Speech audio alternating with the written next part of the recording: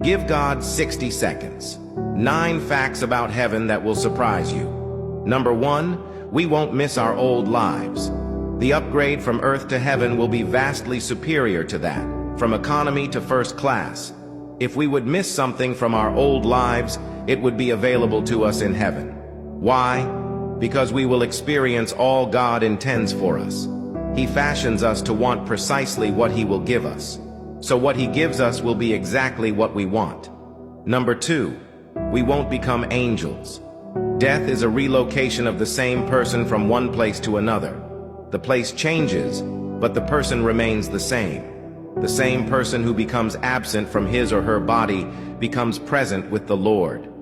2 Corinthians 5:8, we won't be angels, but we'll be with them. Number 3, we won't be tempted. We'll never forget the ugliness of sin. Having known death and life, we who experience life will never want to go back to death. We'll never be deceived into thinking God is withholding something good from us or that sin is in our best interests. Number 4, we will have work to do. The idea of working in heaven is foreign to many people, yet Scripture clearly teaches it. When God created Adam, He took the man and put him in the Garden of Eden to work it and take care of it. Work was part of the original Eden. It was part of a perfect human life. Number 5, we will still experience emotions.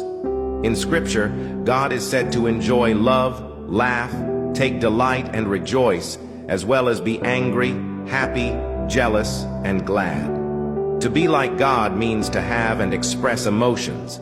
Hence, we should expect that in heaven, emotions will exist for God's glory and our good. Number 6, we still won't know everything. In heaven, we'll be flawless.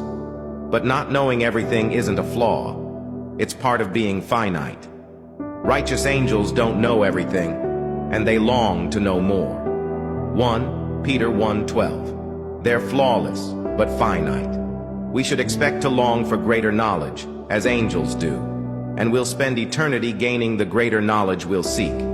Number 7, we will recognize one another.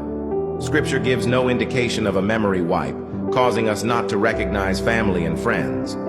Paul anticipated being with the Thessalonians in heaven, and it never occurred to him he wouldn't know them. In fact, if we wouldn't know our loved ones, the comfort of an afterlife reunion, taught in 1 Thessalonians 4:14. 18 would be no comfort at all. In heaven, we probably won't fail to recognize an acquaintance in a crowd or forget people's names. Number 8, what will we do to avoid boredom? Note the assumption sin is exciting and righteousness is boring. Believing in this assumption means you've fallen for the devil's lie. In reality, sin robs us of fulfillment. Sin doesn't make life interesting. It makes life empty when there's fulfillment, when there's beauty, when we see God as He truly is, an endless reservoir of fascination. Boredom becomes impossible. In heaven, we'll be filled, as Psalm 16:11 describes it, with joy and eternal pleasures. Number 9, if our loved ones are in hell, won't that spoil heaven?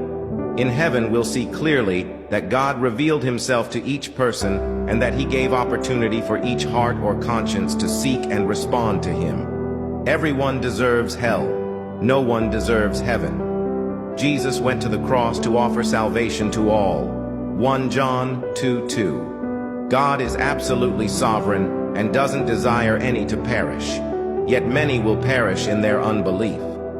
Matthew 7:13, in heaven, we'll embrace God's holiness and justice. God will be our source of joy. Hell's small and distant shadow will not interfere with God's greatness or our joy in Him. All of this should motivate us to share the gospel of Christ with family, friends, neighbors in the whole world.